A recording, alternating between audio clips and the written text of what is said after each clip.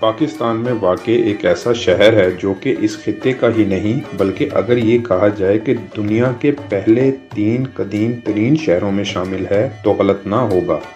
تاج الدین کی کتاب تاریخ پنجاب جو کہ 1868 میں لکھی گئی، اس میں یہ روایت درج ہے کہ طوفان نوح کے وقت بھی ملتان آباد تھا۔ جی، آپ کو پتہ لگ گیا ہوگا کہ ہم ذکر کر رہے ہیں پاکستان کے 5ویں بڑے اور صنعتی شہر ملتان کا، لیکن آج ہم آپ کو بتائیں گے ملتان کے متعلق کچھ ایسے تاریخی حقائق جو یقیناً آپ کے لیے حیرت و فخر کا باعث ہوں گے۔ ملتان دنیا کے ان چند شہروں میں بھی شمار کیا جا سکتا ہے کہ جس کا نہ صرف قبل از تاریخ نام بھی ملتا ہے اور وہ آج تک قائم و دائم بھی ہیں۔ اگر یہ کہا جائے کہ یہ اعزاز دنیا میں صرف ملتان کو حاصل ہے تو بھی غلط نہ ہوگا۔ فقہ الحمدانی میں جو کہ 279 ہجری میں لکھی گئی تھی، ان الفاظ میں نقل کیا گیا ہے اور حدیث میں ہے کہ آدم ہند میں سرندیپ پہاڑ پر اتارے گئے، حوا جدہ میں، ابلیس میسان میں اور سانپ اصفہان میں۔ یاد رہے کہ ملتان کا سب سے پہلا نام میسان ہی تھا۔ آج ہم یہ سمجھتے ہیں کہ ملتان دریائے چناب کے کنارے آباد ایک شہر ہے، مگر آپ کو یہ جان کر حیرت ہوگی کہ ملتان شروع سے دریائے چناب کے گرد آباد نہ تھا، بلکہ یہ دریائے راوی کے ایک جزیرے پر مشتمل تھا جس کے گرد دریا دونوں اطراف سے بہتا تھا اور اس شہر کے دفاع کا باعث بنتا تھا۔ اسی لیے اس شہر کو فتح کرنا بہت مشکل تھا۔ یہی وجہ ہے کہ سکندر اعظم جب طاقت کے زوم میں آگے بڑھا تو اس کا جو حال ملتانیوں نے کیا، اس کا ذکر ہم آگے کریں گے۔ ہندوؤں کی سب سے پہلی مقدس اور دنیا کی اولین کتابوں میں سے ایک سمجھے جانے والی کتاب رگ وید بھی ملتان میں لکھی گئی۔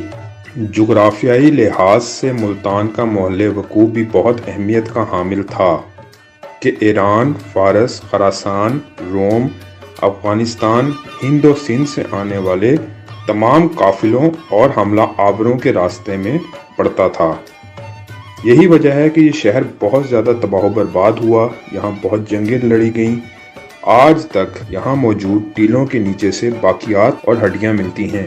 اس شہر کو اولیاء کا شہر کہا جاتا ہے کیونکہ یہاں کافی تعداد میں اولیاء اور صوفیاء کے مزارات ہیں۔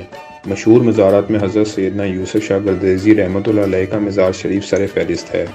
آپ کے بارے میں مشہور عالم اہل سنت حضرت عبدالحق محدث دہلوی نے اپنی کتاب اخبار الاخیار میں گواہی دی ہے کہ آپ وصال کے بعد بھی قبر شریف سے ہاتھ باہر نکال کر بیعت لیتے تھے اور ابھی تک وہ نشان باقی ہے جہاں سے دست مبارک قبر شریف سے باہر آتا تھا۔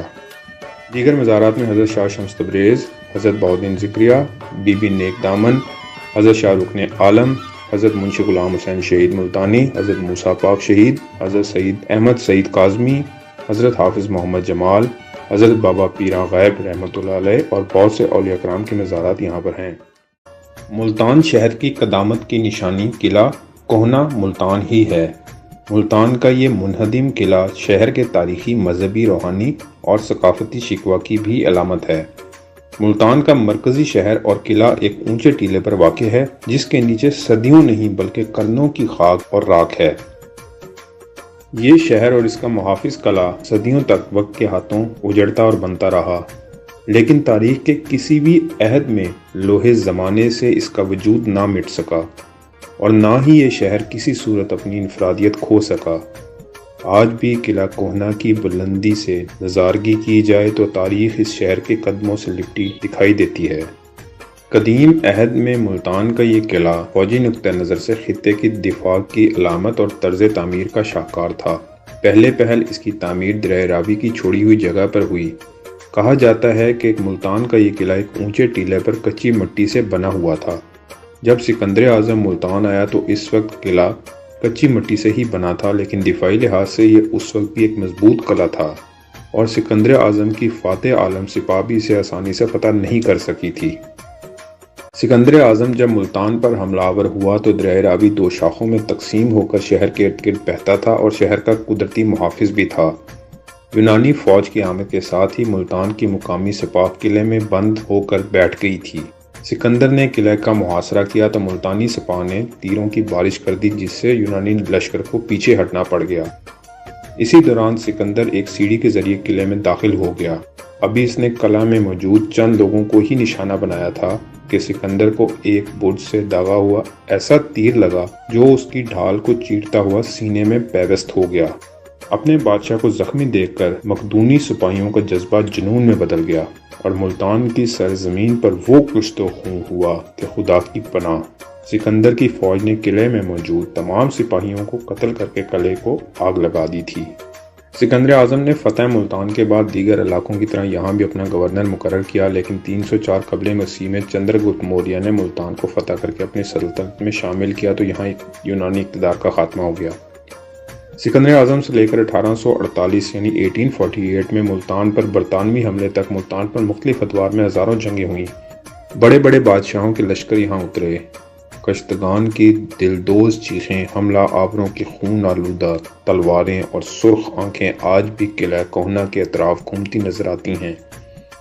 اس تاریخی قلعے پر ہزاروں جنگیں ہوئیں، سو ایک پورا قلعہ انسانی ڈھانچوں کا مدفن ہے۔ ہر جنگ کے بعد مقتولین کی لاشوں کو گڑھوں میں اجتماعی طور پر دفن کیا گیا۔ یہاں قیام پاکستان سے پہلے غاروں اور کھنڈروں سے انسانی ڈھانچے برآمد ہوا کرتے تھے۔ قلعہ ملتان پر پہلی مسجد کی بنیاد محمد بن قاسم نے خود رکھی تھی، جسے بعد ازاں اس کے نامزد مقردہ گورنر نے مکمل کرایا۔ مورخین کے مطابق یہ شہر مختلف ادوار میں مختلف ناموں سے جانا جاتا رہا ہے، جس میں میسان، کشپ پورہ، پرہلاد پورہ، سنب پورہ، ہنس پورہ، بھاگ پورہ اور مول استھان شامل ہیں۔ موجودہ نام ملتان بھی مول استھان ہی کی بگڑی ہوئی شکل ہے۔ ماہرین آثار قدیمہ کے مطابق اس شہر کا نام مول استھان پڑنے کی مختلف وجوہات بیان کی جاتی ہیں۔ ایک نقطہ نظر کے مطابق اس نام کا تعلق مول یا مولئی قوم سے ہے جو زمانہ قدیم میں یہاں آباد تھی، جبکہ دوسرے زیادہ قرین از قیاس نقطہ نظر کے مطابق اس نام کی وجہ اس شہر کا ہندوؤں کا مقدس مقام ہونا ہے، جس کی وجہ زمانہ قدیم میں ملتان میں تعمیر کردہ آدتیہ ناتھ مندر یعنی سورج دیوتا کا مندر بتایا جاتا ہے، جس کی وجہ سے اس کا نام مول استھان یعنی اصل جگہ پڑا۔ سنسکرت میں مول کا معنی اصل اور استھان کے معنی جگہ کے ہیں۔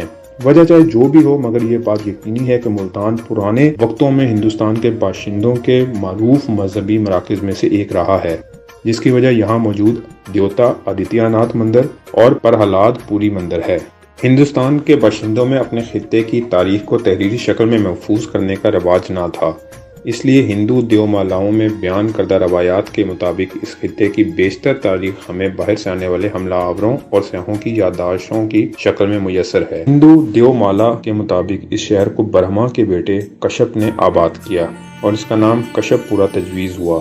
کشپ نے خدا کے وجود کو ماننے سے انکار کر دیا اور مقامی باشندوں کو اپنی پوجا کرنے کا حکم دیا۔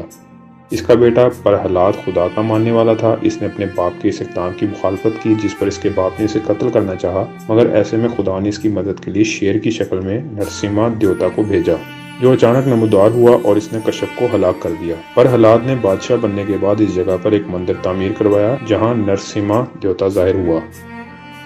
یہ مندر پرہلاد مندر کے نام سے جانا جاتا ہے۔ پرہلاد کے بیٹے بانا کو شکست دے کر اس کے مخالف سنب نے اس شہر پر قبضہ کیا تو اس کا نام سنب پورہ پڑا۔ سنب سورج دیوتا کا پجاری تھا۔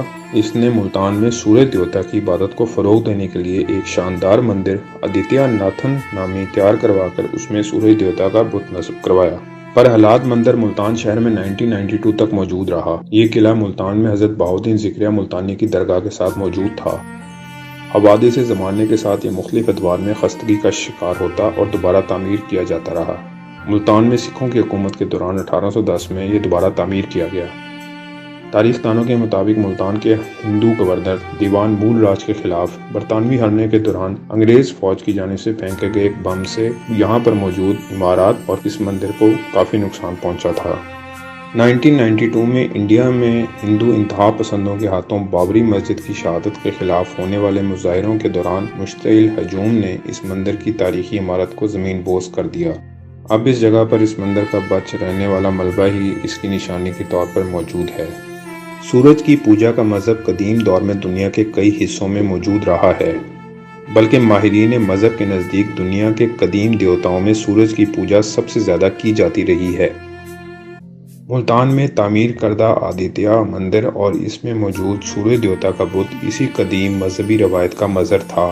आदित्य नाथन मंदिर और सूर्य देवता के बुत का तस्करा 500 साल कबले मसीह में मुल्तान से गुजरने वाले यूनानी सलार सिकेलेक्स की याददाश्तों में भी मिलता है और यूनानी स्याह हेरोडोटस ने भी अपनी याददाश्तों में इस मंदिर का तस्करा किया है। 641 ईस्वी में चीनी स्याह ह्यूंग त्सांग ने इस मंदिर की सैर की। इसके मुताबिक इस अहद में मंदिर हिंदुस्तान भर में सबसे ज्यादा अहमियत रखने वाला मंदिर बन चुका था और रोजाना हजारों हिंदू यात्री दूर दराज से इस मंदिर में सूर्य देवता की पूजा करने के लिए आया करते थे। ह्यूंग त्सांग बयान करता है कि इस मंदिर में मौजूद मरकजी बुत मुकम्मल सोने का बना हुआ है और इसकी आंखों की जगह 2 रूबी हीरे नस्ब हैं। मंदिर के दरवाजों और सतूनों पर हीरे जवाहरात और सोने चांदी से नक्शो निगार बनाए गए हैं और बुत के सामने कई हिंदू दासियां रक्स करती हैं। मोहम्मद बिन कासिम की फतह के बाद मुल्तान उमवी सल्तनत का हिस्सा बना तो ये मंदिर मुस्लिम हुक्मरानों के कब्जे में आ गया। उन्होंने इस मंदिर का सोना, चांदी और हीरे जवाहरात तो माले गनीमत में शामिल कर लिए, मगर इसके बुत और दीगर इमारत को जूं का तू बरकरार रहने दिया। मुसलमान हुक्मरानों के लिए मंदिर आमदनी का अच्छा जरिया साबित हुआ। बताया जाता है कि रोजाना हजारों की तादाद में इस मंदिर में आने वाले हिंदू यात्रियों पर लगाए गए टैक्स की आमदनी मुल्तान के महसूल का 30% थी। इसके अलावा इस मंदिर ने मुस्लिम हुक्मरानों को सियासी तौर पर भी फायदा पहुंचाया। सिंध से मुत्तसिल राजपूताना के राजपूत राजकान, जिनके नजदीक ये मंदिर इंतहाई तकद्दुस का हामिल था, जब भी मुसलमान हुकूमत पर हमले का कस्द करते, मुसलमानों की जानिब से इस मंदिर को तबाह कर दिए जाने के डर से ऐसा करने से बाज रहते। मोहम्मद बिन कासिम ने इस मंदिर से मुल्हिक मुसलमानों की इबादत के लिए एक मस्जिद भी तामीर करवाई थी। 10वीं सदी ईस्वी के दरमियानी दौर में मुल्तान इस्माइली शियों की करामती शाख के कब्जे में आया तो करामती काबिजीन ने इस मस्जिद और इसके साथ मौजूद आदित्य मंदिर को मुनहदिम करवाकर इस जगह पर इस्माइली जमात खाने तामीर करवा दिए।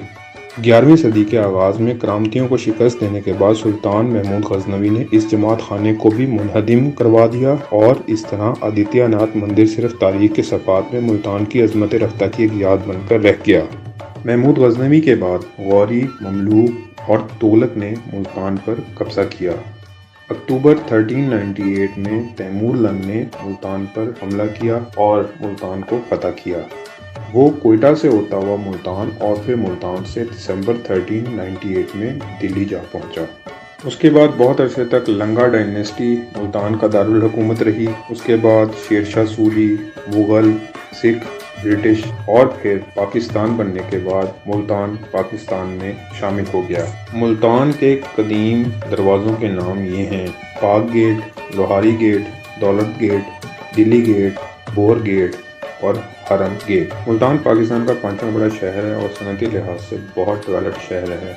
यहाँ पर पाई जाने वाली मशहूर सौगात में हाफिज़ का मुल्तानी सोन हलवा, हाफिज़ अब्दुल वदूद का सोन हलवा, रेवाड़ी की मिठाई, दलबीर के पेड़े, हरम गेट की खीर, लाल कुर्ती कैंट का दूध, लाल कुर्ती कैंट की चांप, नवाब होटल का नमकीन, ऊनी बुर्ज की मछली, दाल मूंग, गोली वाली बोतल और रशीदाबाद का देसी नाश्ता शामिल हैं।